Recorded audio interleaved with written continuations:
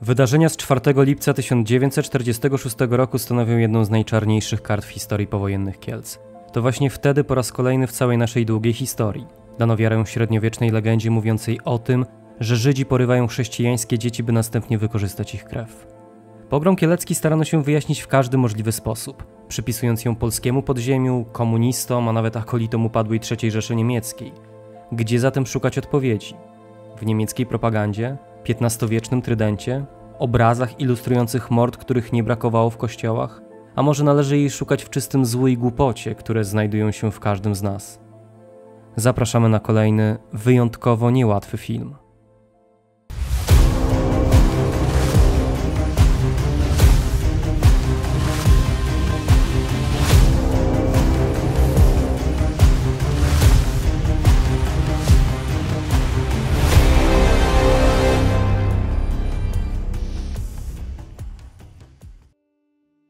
Partnerami dzisiejszego odcinka są wydawnictwo Agora, które w ubiegłym roku wydało książkę Mateusza Pakuły pod tytułem Skóra po dziadku, oraz Teatr Łaźnia Nowa, na scenie którego można zobaczyć spektakl pod tym samym tytułem. Autorem adaptacji i reżyserem przedstawienia jest Mateusz Pakuła. Ze względu na kościelny charakter Kielc, które od średniowiecza stanowiły własność biskupów krakowskich, żydowskie osadnictwo było formalnie zakazane. Ów stan uległ zmianie dopiero za sprawą regulacji wydanych w 1833 roku. 40 lat później w Kielcach mieszkało blisko 1000 Żydów, a w 1909 roku ponad 11 tysięcy.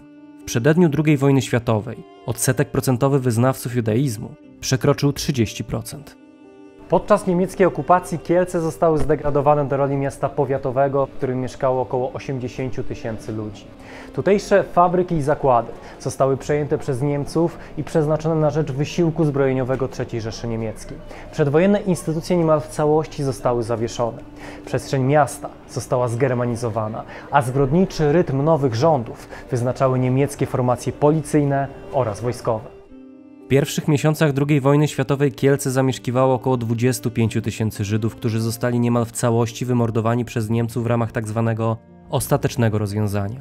Zanim do tego doszło, 5 kwietnia 1941 roku zorganizowano w mieście getto, w którym skoncentrowano ponad 27 tysięcy osób. Warunki panujące w podzielonej na dwie części dzielnicy od samego początku były skrajnie złe. W getcie panował głód, potęgowany przemocą, epidemiami oraz katorżniczą pracą. Mieszkańcy getta już w pierwszym roku jego istnienia byli mordowani przez Niemców oraz wysyłani do obozów koncentracyjnych. Funkcjonowanie dzielnicy trwało ponad rok i już w lipcu 1942 roku podjęto decyzję o likwidacji getta. Do realizacji zbrodniczego rozkazu przystąpiono 20 sierpnia, a jego wykonanie trwało dokładnie 4 dni. Podczas akcji likwidacyjnej Niemcy zamordowali na ulicach Kielc około 1000 osób, a 21 tysięcy Żydów wywieźli do obozu zagłady w Treblince i tam zamordowali w komorach gazowych. 2000 pozostałych przy życiu Żydów zaangażowano do pracy w fabrykach na terenie Kielc, których ginęli czy to ze względu na trudne warunki, czy też w wyniku egzekucji. Spośród 25-tysięcznej społeczności wojnę przeżyło około 500 kieleckich Żydów, spośród których w powojennym mieście znalazło się niespełna 200 z nich. Sytuacja Żydów w tuż powojennej Polsce daleka była od idealnej. Spotykali się oni z dużą rezerwą, dystansem, niechęcią, a nawet wrogością. Wynikało to oczywiście z przekonania jeszcze okupacyjnego, że kontakt z Żydem może być niebezpieczny, ale dużą rolę odgrywały w tym wszystkim emocje i uprzedzenia dalece wyprzedzające okres II wojny światowej. Dużą rolę odegrała również obawa przed upomnieniem się Żydów o zabrane im w trakcie wojny mienie. Wreszcie wielu Polaków nie tolerowało Żydów ze względu na ich silne powiązania z nową, komunistyczną władzą. Atmosfera przypominała zatem beczkę prochu, dla której wystarczyła iskra, by wywołać eksplozję. Kielce okazały się tego najbardziej dramatycznym przykładem.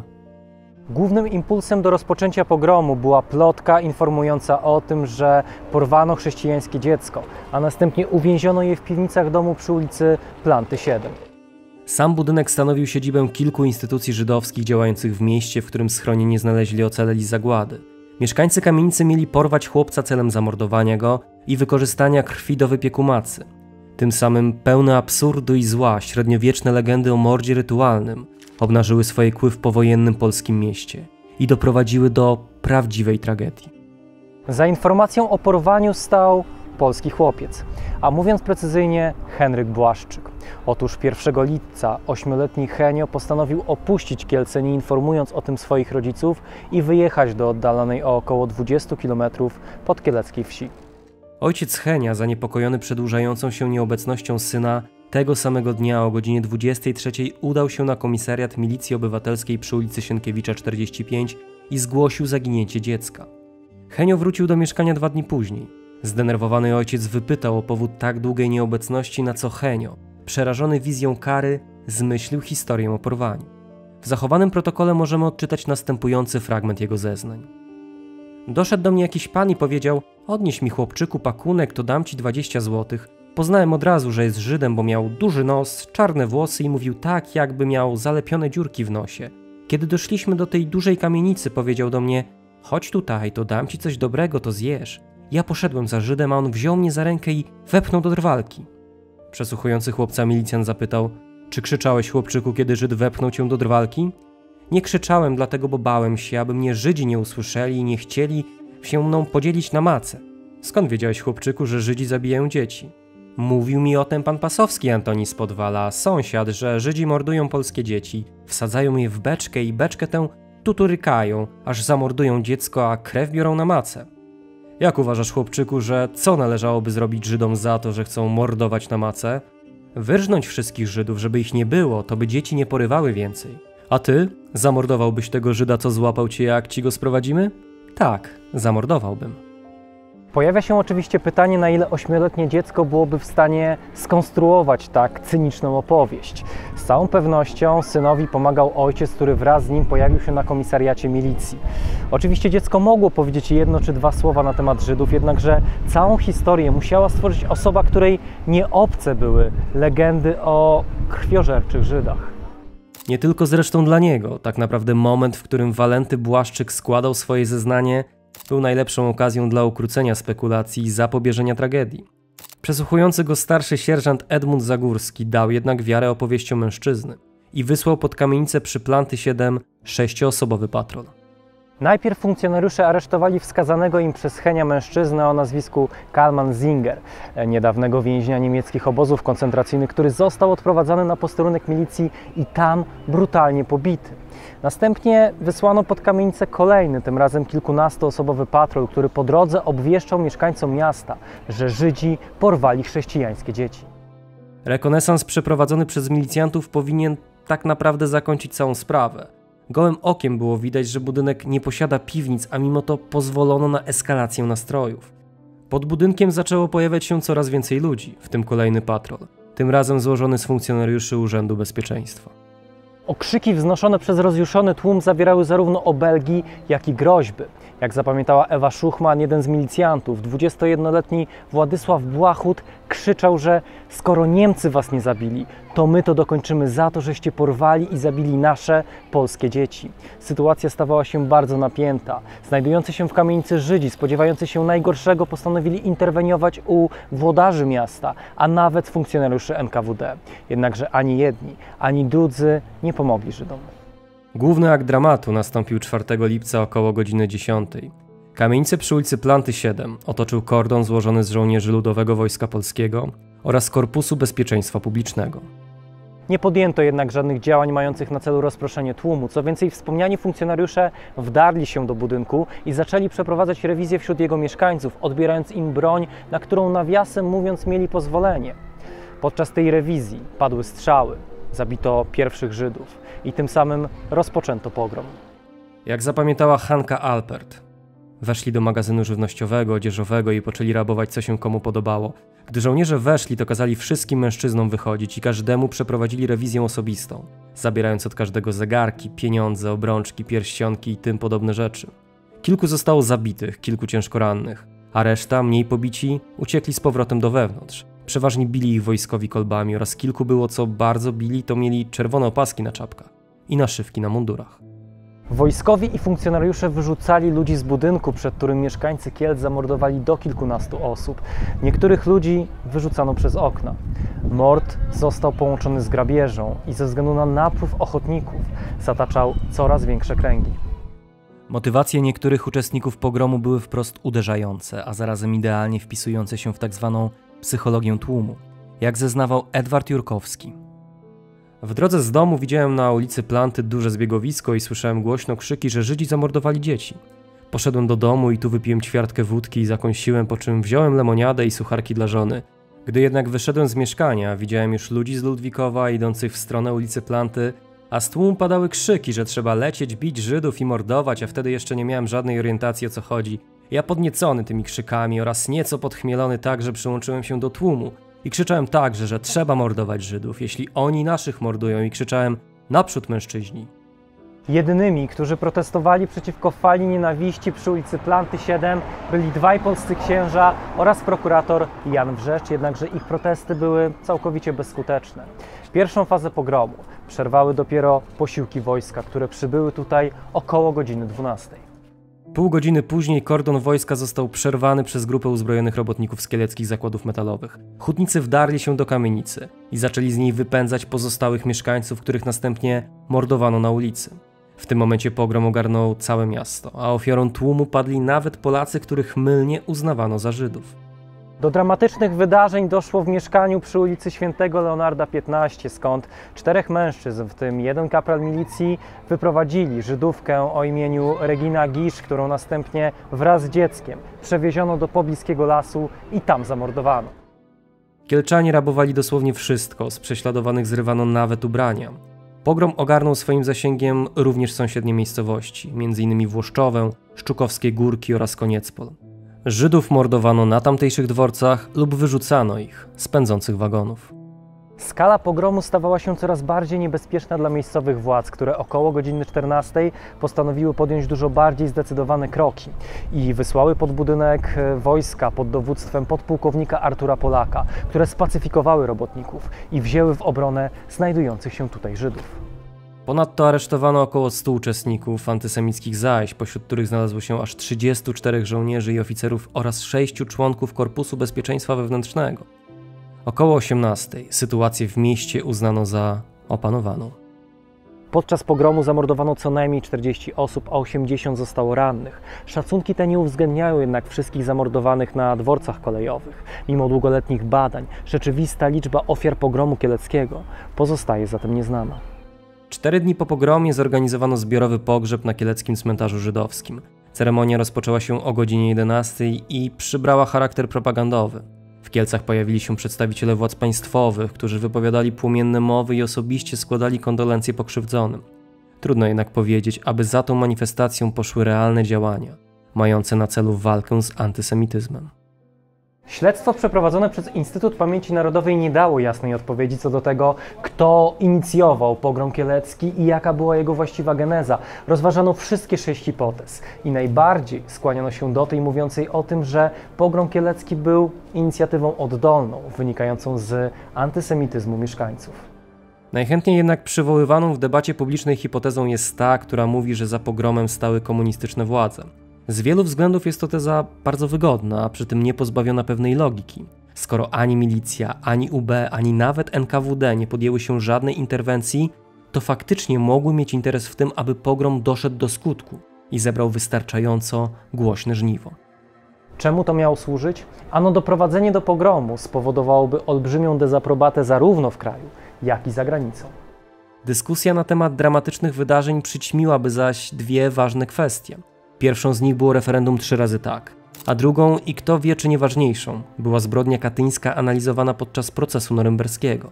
Przy tej okazji ważne mogło być również ośmieszenie Polaków, od których międzynarodowa opinia publiczna odwróciłaby wzrok. Sporo problemów nastręcza również kwestia represji i odpowiedzialności po pogromie. W zależności od przyjętej tezy można te dane, te fakty, te kwestie traktować zarówno jako argument za, jak i przeciw. Mimo to aż 39 osób osądzono w 10 procesach. Spośród nich aż 9 osób skazano na karę śmierci, lecz tylko 3 na dożywocie. Procesy trwały do końca 1946 roku i dawały wrażenie, że władza na poważnie postanowiła rozprawić się z agresorami. Niewykluczone jednak, że była to cyniczna gra pozorów, bowiem w oficjalnej narracji państwowej bardzo często za prowodyrów pogromu przedstawiano tzw. reakcyjne podziemie, czyli polskie podziemie antykomunistyczne. Warto jednak zauważyć, że pogrom kielecki nie okazał się żadnym precedensem rozpoczynającym walkę z panującym antysemityzmem. Poza wspomnianymi procesami sprawę w zasadzie przemilczano. Antysemickie zajścia zostały częściowo potępione przez polski Kościół, a kielecka kuria opublikowała list, który nakazała przeczytać we wszystkich kościołach diecezji 7 lipca w niedzielę. W liście tym możemy przeczytać, że miasto nasze stało się terenem krwawego dramatu jako czynnik splotu wypadków, które jak lawina szybko potoczyły się po sobie. Z braku dokładnej znajomości, nie wchodząc w tło bezpośrednie przyczyny, które wywołały te smutne zajścia oraz sam przebieg, stwierdzić należy, że jest faktem, iż stało się nieszczęście. Tym bardziej, że działo się to na oczach młodzieży i nieletnich dzieci. Mając to na uwadze, każdy katolik nie może powstrzymać się od wyrażenia prawdziwego i szczerego ubolewania. W ślad za duchownymi z Kielc poszli prymas Polski oraz biskup częstochowski Tadeusz Kubina, który wprost potępił zajścia w Kielcach oraz podkreślił głupotę sprawców, wykazując, że legendy o mordzie rytualnym są wierutnym kłamstwem, za co został jednak potępiony przez konferencję Episkopatu Polski. Pozytywną kartę mógł również zapisać ówczesny biskup lubelski Stefan Wyszyński, który odmówił jednak zajęcia jakiegokolwiek stanowiska, tłumacząc się apolitycznością Kościoła. Sugerował nawet, aby Żydzi dla swojego własnego dobra opuścili Polskę. Niezależnie od hipotez, pośród których żadna nie została jednoznacznie udowodniona, sam pogrom wpisuje się w definicję przemocy zbiorowej opracowanej przez Paula Brasa. Ów badacz sądził bowiem, że do rozpoczęcia pogromu potrzebne są dwa współpracujące ze sobą aspekty. Pierwszym z nich jest iskra, a drugim podpałka. W tym konkretnym przypadku plotka o porwaniu 8-letniego Henia była właśnie iskrą. Iskrą, która trafiła na wyjątkowo łatwopalną podpałkę. A legenda o krwi? Do dzisiaj w sandomierskich kościołach można odnaleźć XVIII-wieczne sceny przedstawiające czy to porwanie dziecka przez Żyda, czy też mordowanie go poprzez włożenie do beczki z kolcami. Sama legenda o mordzie rytualnym nie narodziła się jednak w Polsce, lecz prawdopodobnie we Włoszech, skąd rozlała się na katolicką Europę, przez wieki zadając cierpienie i śmierć żydowskim mieszkańcom kontynentu. Antysemityzm trwał i miał się dobrze również w przedwojennej Polsce, czego najlepszym dowodem są rozmaite pisma, rasistowskie przepisy, a nawet takie zjawiska jak trumienki ze szkielecikami dzieci rzekomo zamordowanych przez Żydów, które były rekwirowane dopiero po wojnie, m.in. z kościoła w Łęczycy. Brzmi to kuriozalnie, wręcz idiotycznie, ale niestety miało miejsce i działało na wyobraźnię ludzi. Kielce nie były wyjątkiem. Pierwszy powojenny pogrom przeprowadzono w Rzeszowie, a kolejny miał miejsce na przykład w Krakowie. Kwestia niechęci do Żydów była ogromna i wielu z nich skłoniła do opuszczenia kraju. Z tego miejsca chciałbym serdecznie polecić Państwa uwadze książkę Mateusza Pakuły pod tytułem Skóra po dziadku, która zainspirowała nas do powstania niniejszego filmu. Na jej kartach autor mierzy się nie tylko z problematyką pogromu, ale również, czy może przede wszystkim, z historią własnej rodziny. Chciałbym również zauważyć, że w oparciu o tę książkę, o ten tekst, powstała sztuka o tym samym tytule, której premiera odbędzie się 11 kwietnia w Teatrze Łaźnia Nowa w Krakowie. A póki co bardzo serdecznie dziękuję Państwu za uwagę i do zobaczenia w kolejnym odcinku. W dzisiejszym odcinku pragniemy serdecznie pozdrowić panie Małgorzatę Klamrę, Julie Clark, Kamilę Lenarcik, Urszulę Babiuch, Katarzynę Rusnak, Ewę Ogrodnik, Aleksandrę Jakubiak, Monikę Kurowską, Swietłanę Boską, Kingę Annę Kwokę, Zuzannę Roszak, Violettę Głuszek, Zuzannę Kranz i Marzenę Kolipską. A ponadto pragniemy serdecznie pozdrowić panów Damiana Stasika, Damiana Dziedzica, Pawła Smolińskiego, Pawła Łabno, Marcina Hatysa, Kamila Kubowa, Huberta Sobolewskiego, Huberta Kędziorka, Miłosza Machaja, Dariusza Stelmaczonka, Adriana Flora, Piotra Kośmidera, Huberta Walasa, Michaela Fendricha, Krzysztofa Piotrowskiego, Piotra Sadorskiego, Rudolfa Miczkę, Karola Magierę, Roberta Stodulskiego, Pawła Ojczyka oraz użytkownika Fa.ra. Ty również możesz mieć wpływ na tworzone przez nas materiały. Dołącz do nas już dziś na platformie Patronite. Zachęcamy do obserwowania naszych pozostałych mediów społecznościowych, na których znajdziecie wiele dodatkowych treści, ciekawostek, zapowiedzi odcinków i materiałów zza kulis.